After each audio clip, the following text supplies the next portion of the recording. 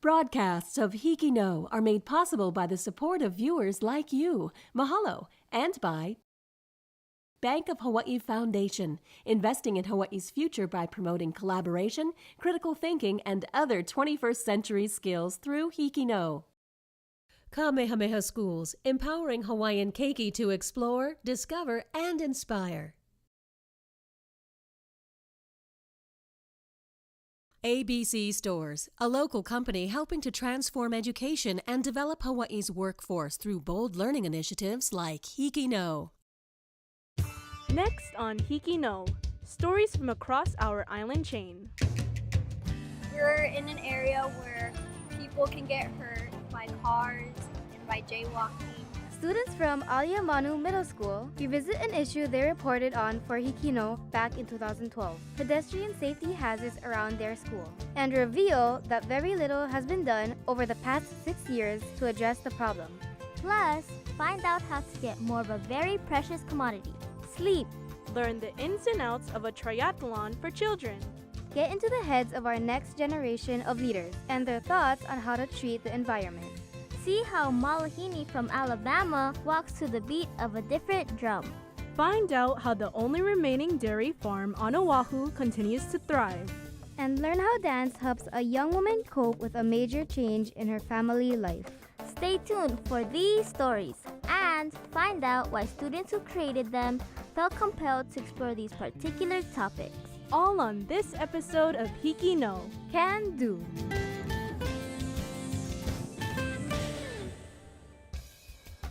We're here on the campus of Āliamanu Middle School in the Salt Lake District of Oahu. We decided to tell the following story about a dangerous section of road near our school. Salt Lake Boulevard is the main thoroughfare for the community of Salt Lake. For many years, there have been plans that would make the section safer for cars and pedestrians. However, the plans have not been put into action and the situation remains the same. Here's our story about the dangerous road that puts pedestrians in peril. Pedestrian safety is always a concern, especially in Hawaii, where there has been an increase in pedestrian fatalities. In April 2012, a HIKI NŌ story by Āliamanu Middle School students shed light on the dangerous situation regarding pedestrians crossing Salt Lake Boulevard in Aliamanu. This is a heavily traveled intersection that is adjacent to Āliamanu Elementary and Middle Schools, a public library, and a neighborhood shopping center. 6 years have passed and the situation hasn't changed. It may even be worse with the increase in traffic and population. Pedestrian safety around this area, like anywhere else with high congestion, with a lot of pedestrians, I think it makes it hard and it makes it very dangerous for people to walk around. Most of Salt Lake Boulevard is a wide 4-lane city and county road. However, that 1-mile stretch that begins in the front of the school remains narrow with 2 lanes. State Representative Romy Kuchola, who was the city councilman for the district from 2000 to 2012, explained how changes to the Honolulu Rail Transit project impacted the plans and funding for improvement to the road. What they did was move the alignment of the rail. Instead of Salt Lake, they moved it to the airport. That's the reason why Salt Lake Boulevard is not completely widened. There's still over 1 mile left. At the beginning of each school year, the administration of both Āliamanu Elementary and Āliamanu Middle Schools make an effort to inform the students and the public to practice good habits when it comes to pedestrian and traffic safety in the school zone. We try to make sure that one of the vice principals or the security officers is out there at the main entrance to the school off of Salt Lake every morning to get parents, buses, and students onto campus safely. Because we're always out there, we notice that the vehicles approaching, they will be more cautious and they stop without us even going out and stopping the vehicles. They will just stop on their own and just be cautious, which is good. I mean, it's working. This year, student leadership, with the help of Farmers Insurance Company, got the word out with a sign-waving event. I believe this event is important because we're in an area where people can get hurt by cars and by jaywalking, and it's important for everyone to be safe. I think it's important because we're right next to a school and there's a lot of children, so you need to be safe around the people here The Salt Lake community has been waiting patiently for many years. If this problem is not resolved soon, the potential for accidents will only increase, meaning another generation of students will have to deal with these dangerous conditions. This is Bianca Morris from Āliamanu Middle School for HIKI NŌ. In order to see how little has changed in 6 years, let's take a look at Āliamanu Middle School's original HIKI NŌ report on pedestrian safety from April of 2012. Salt Lake Boulevard is the main corridor through the heavily populated Salt Lake neighborhood. In particular is the intersection at Āliamanu and Salt Lake Boulevard, where there is a shopping center, public library, and 2 schools. Cars are constantly flying by Āliamanu Middle School, which has about 710 students, while Āliamanu Elementary School has about 841 students. This creates a hazardous mix in which there is a large amount of motor vehicle and foot traffic in a small, concentrated area. Going from the middle school and the elementary school down to the crosswalk is quite a little walk for them to turn and go back up into the shopping center. And so they jaywalk across that narrow strip out there, which is very dangerous. Jaywalking, it's illegal, and you must stay in the crosswalk area by crossing the street for your safety, and the law states that you, to cross any major street, you should be in a marked crosswalk. Some students are taking an active role in creating awareness of the situation. Well, I'm a part of National Junior Honor Society, and what we are doing to help raise awareness about jaywalking is we are hanging posters all around the school to just basically say that it's not just harming yourself, it can actually harm people around you too. Probably they know the consequences of jaywalking, that it's really dangerous. They might get hit if someone's not paying attention. But I guess they're willing to take that risk if they really want to go somewhere. Really dangerous. You can get hit by a car. Yes. Even teachers are getting involved by making a PSA in one of their video production workshops.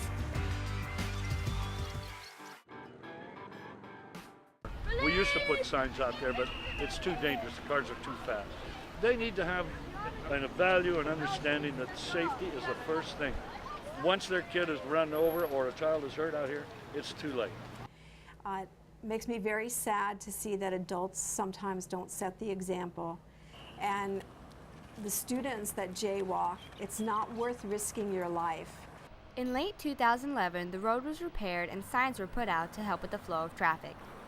Other improvements to this stretch of Salt Lake Boulevard regarding pedestrian traffic and road widening are planned for the future. It's been a long time coming, so for the community, they have to be a bit more patient. I know they feel that they've been overly patient, but government doesn't move sometimes as quick as business does. In an emailed statement, this is what Honolulu City Council member Romy Cachola had to say. Currently, engineers are studying the environmental impacts of the project and will release a formal study called an environmental assessment for the public to review late this year or early 2013. I have contacted the city's Department of Transportation Services to also study the history of accidents in this intersection. The problem of jaywalking and other traffic-related concerns in Salt Lake will continue unless the entire community gets involved, hopefully before something tragic happens. From Āliamanu Middle School, I'm Bailey Young for HIKI NŌ. HIKI NŌ is on Instagram. For show updates and a peek behind the scenes, follow us on Instagram at HIKI NŌ Can Do. Aloha! We're here on the campus of Kalani High School in East Honolulu. We decided to create a how-to video about sleep deprivation in order to spread awareness of its negative effects on our bodies. Sleep deprivation affects a wide range of people and prevents us from living healthier lives. Here is our video, How to Get More Sleep. This is Jalen. This is what he does before he drifts off to sleep every single night.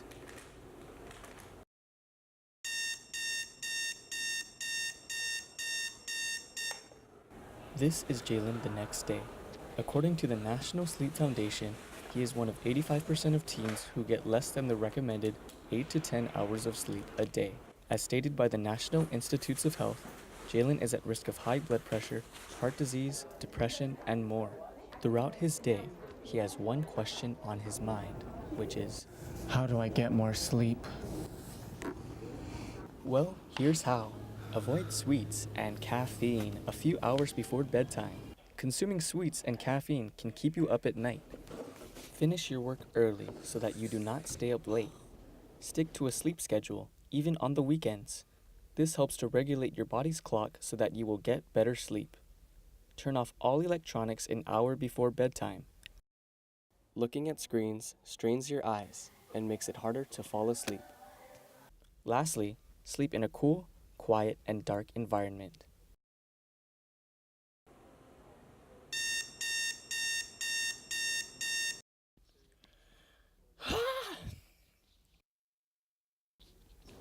Look at him now.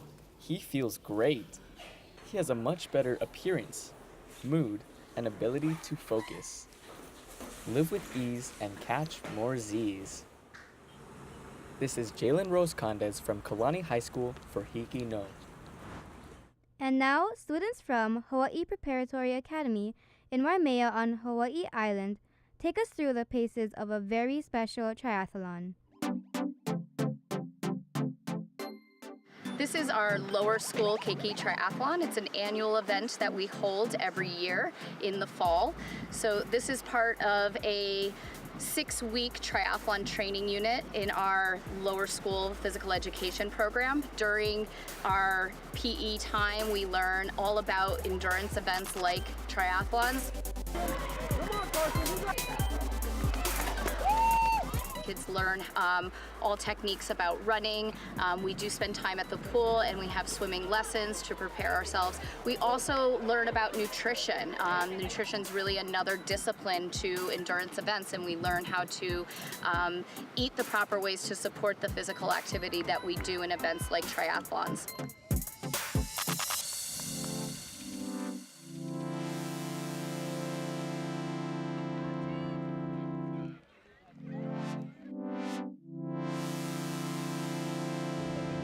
Good, you guys. So it's a really fun event. It is a completely voluntary event. We do this on a Sunday morning, and we had over 90 kids, 90 families show up today for this event. So it's just really a great family atmosphere. It's a celebration of the physical education curriculum that we do here. It's a celebration of movement, and it's a celebration of our families and our learning here.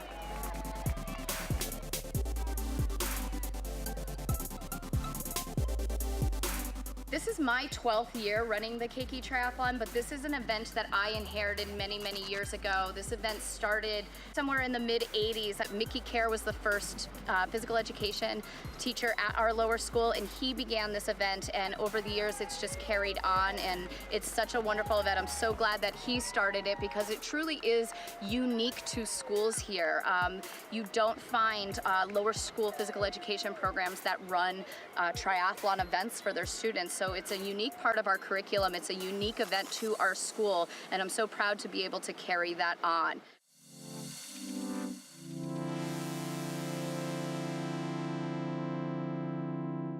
This is Eddie Farias from Hawaii Preparatory Academy for HIKI NŌ. We're here on the Sacred Hearts Academy campus in the Kaimuki district of Oahu. We want to tell the story of 2 Hawaii teens who choose to live an eco-friendly lifestyle. Both students describe the effects their actions will have, not only on the environment, but also the future as a generation. The students we've interviewed also share what simple tasks people can do every day to contribute. Although we, as Hawaii's youth, may be feeling the repercussions of previous generations, we are hopeful for our future. We want our story to be a reminder that living an eco-friendly lifestyle can be easily done, even if it's something as simple as picking up a piece of trash. Here is our story about Sacred Hearts Academy juniors Kalei Downey Silva and Aubrey Davis in Eco-Friendly Youth. Anytime I'd be walking around campus and I see trash, I'd just go walk over and pick it up. Or if I saw someone throwing a recyclable into the trash, I'd walk over and tell them nicely to put it in the blue bin. Sacred Hearts Academy junior Kalei Downey Silva is doing what she can to help the environment. I wouldn't say my impact on the environment is too drastic. I really do try to do the little things, and I think it does add up to create something that could lead to a change. Kalei hopes to inspire others to do the same with her new club. Recently I made this eco club, It stands for the Environmental Cleanup Organization, and I was actually quite surprised by how many people joined. It really made me so happy to see how many people actually do care. And our plans so far have been to do beach cleanups, stream cleanups, park cleanups, especially campus cleanups. Caring for the environment doesn't always come easy. Growing up, junior Aubrey Davis did not realize her actions could impact the world around her. I'm gonna be honest, I haven't always treasured the environment like I do now, and I feel like this change in my perspective has come with a lot of the activities that I've done over the past 2 years. Aubrey is a member of a nonprofit organization called Learning Across Borders, or LAB, which connects students and teachers across Hawaii and the Pacific. She says traveling to different parts of the world inspired her to preserve what she has back home. Through LAB, it kind of encouraged us to get out into the community because the theme was humans incorporating ourselves into nature. Now I kind of have a better understanding as to how the environment is so important and how we all need to be aware of the detrimental effects that we have on it. While it may not seem like much, Kalei and Aubrey say encouraging others to take small steps can lead to a major shift in the way they care for the environment. Like recycling, it's so easy to recycle. And I feel that a lot of the times too, it's because we don't have the knowledge of what should be recycled and what shouldn't. They say people don't need to change much in their day-to-day lifestyle. Just being mindful is a great first step. The things we do every day, like brushing our teeth, taking a shower, we can reduce our water consumption, and that's a step. That's a little thing that you could do. We can be walking, eating chips, and you have like these little remnants from like your packages, and that little piece, it flies out of your hand and you don't realize, but like that little thing, that little piece is like made of plastic, and we just think, oh, it's fine, like that isn't going to impact our environment, but it really does. This is Noe Nekotani from Sacred Hearts Academy for HIKI NŌ. Aloha, my name is Kehlani Warner, and we're here in Pukalani at the campus of the Kamehameha Middle School Maui, home of the Warriors. And today we have a story about an interesting man who works as a computer technician right here at our middle school. Tom Jones, a native of Ozark, Alabama, knew that living in Hawaii was his calling. My wife and I, we got married in Waikiki, and as we were flying out, you know, of course, she was sad to leave. So I knew that at some point we were going to come back. What he didn't know was how soon his wife's dream would be a reality. So 2 years later, this was 2016, a job listing came up online, and it was for Kamehameha Schools Maui. And my wife had actually found it, and she told me I should apply. Applying for that position turned out to be the right decision, and now Mr. Jones is the middle school's technology resource coordinator, where he helps students with computer problems. There's a strong sense of community here, and I think that's a part of not only the Hawaiian culture, but you know, being in a small place. You hit the home button, and the passcode is 28. Being in a new place and not knowing anyone was rough at first, but Mr. Jones had one thing that is common amongst all cultures: the love of music. So I scratched records, and I found a community of 30 people that do the same thing. So right there, instantly, I have 30 possible new friends. This new relationship has Mr. Jones planning to incorporate his love of music into the local lifestyle. One thing I do plan on doing in the near future that kind of mixes cultures and some of my background is I'm looking at maybe starting a community drumline. Though he loves island life, Mr. Jones admits Hawaii may not be his last stop. As far as staying here for the rest of our lives, it's uncertain. I'm not sure. But I will say that if we did, we'd be happy. No matter where he moves to, Mr. Jones feels that there is one ingredient which makes everything work out right. What is this? So just be open to new experiences, you know, share what you have, but also like experience what other people have to share. I think that's important, just to keep an open mind and to go out as much as possible and just meet the local people. Though Tom Jones isn't as popular as a singer with the same name, he continues to make his mark on the people he meets, one note at a time. This is Kiani Bateman from Kamehameha School's Maui Middle School for HIKI NŌ. Our next story takes us to Waianae High School in West Oahu, where students tell the story of the only remaining dairy farm on Oahu. For Naked Cow Dairy Farm owner Monique Vanderstrom, this is the move. I really like being on the farm. I really like having cows, and I really like what I'm doing. So Naked Cow Dairy is a small farm, so it's very artisan, very unique.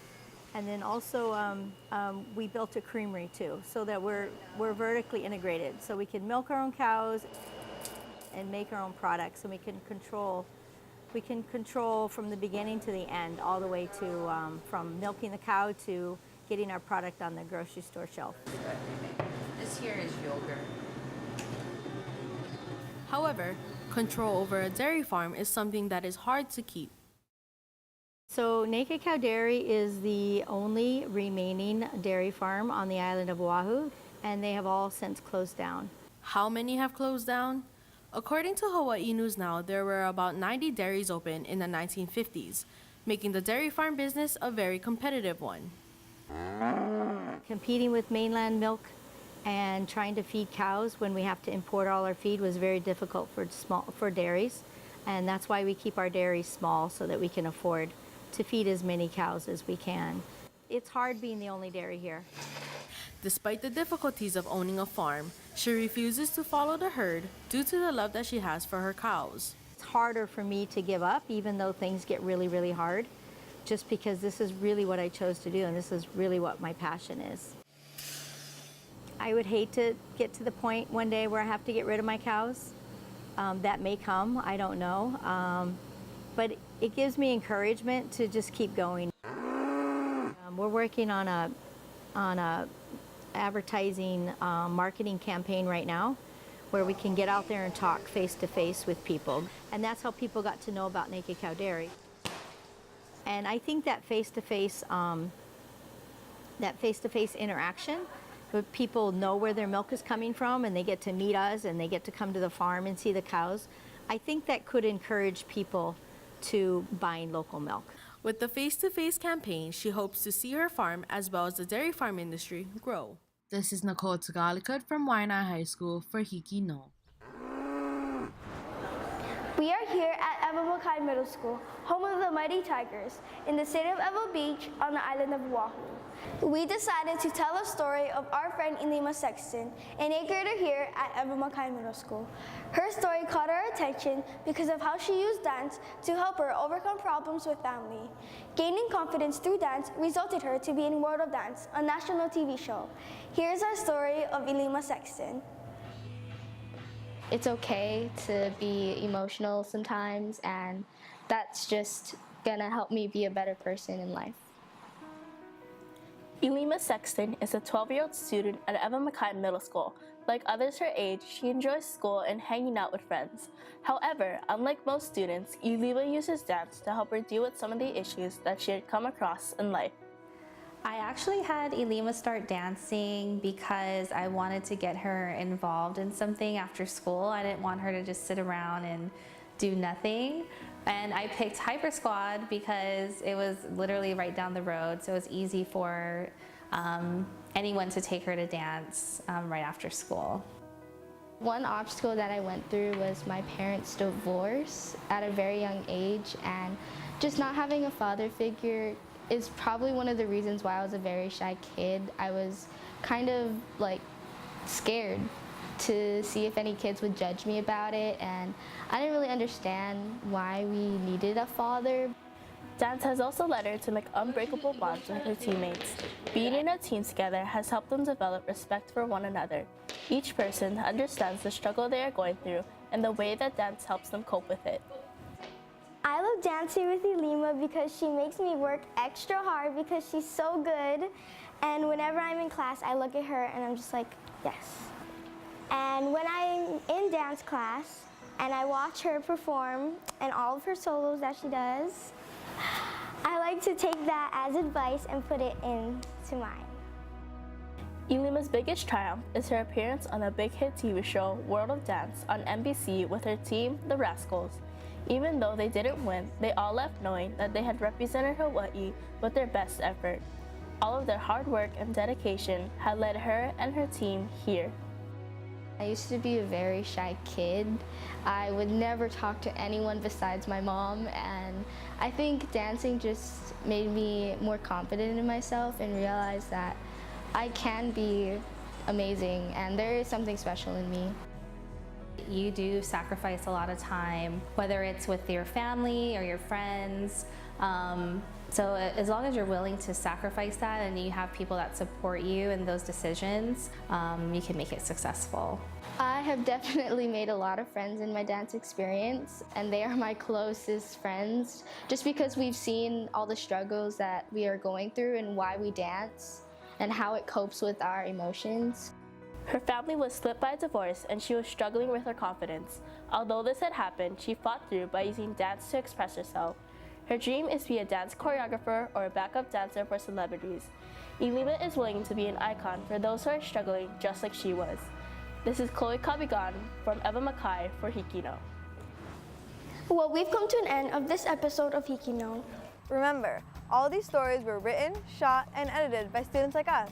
We hope you enjoyed watching them as much as we've enjoyed sharing them with you. Be sure to tune in next week for more proof that Hawaii students HIKI NŌ Can do.